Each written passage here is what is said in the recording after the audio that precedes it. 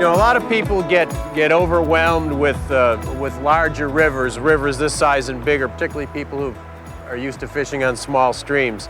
And it's really a matter of just looking at a pool very critically and seeing where the food's going to go and picking out the spots where you think the trout are going to be and where they're going to be feeding. So we've got this fairly good sized pool here.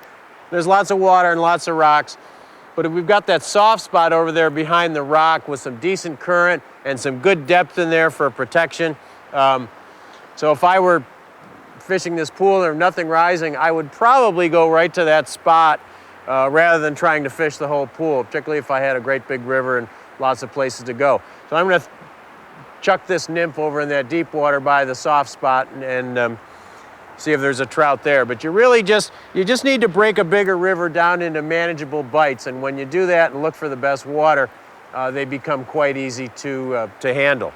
I'm just going to throw this nymph over in that soft spot, try to keep it in the same current as the bubbles. Let it just dead drift down through that nice deep slot.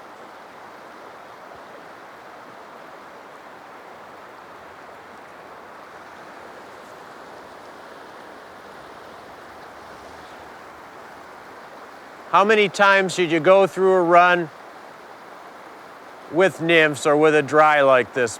Everybody wonders how long they should stick with it. Well, there's certainly no tried and true answer, but typically with any fly, when you're prospecting, your first cast is going to be your best one because you're going to catch that fish that's aggressively feeding and is ready to grab the next morsel.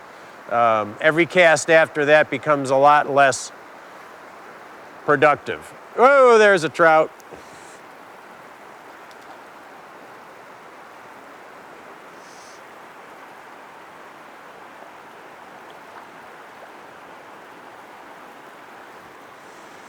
He took the I've got two nymphs on here, and he took the bottom fly.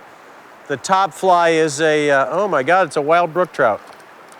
The top fly is a tungsten beadhead fly that gives this some weight, and the bottom fly is more an imitation of some of the dark stone flies. But that looks to me like a wild brook trout. Beautiful colors, gorgeous.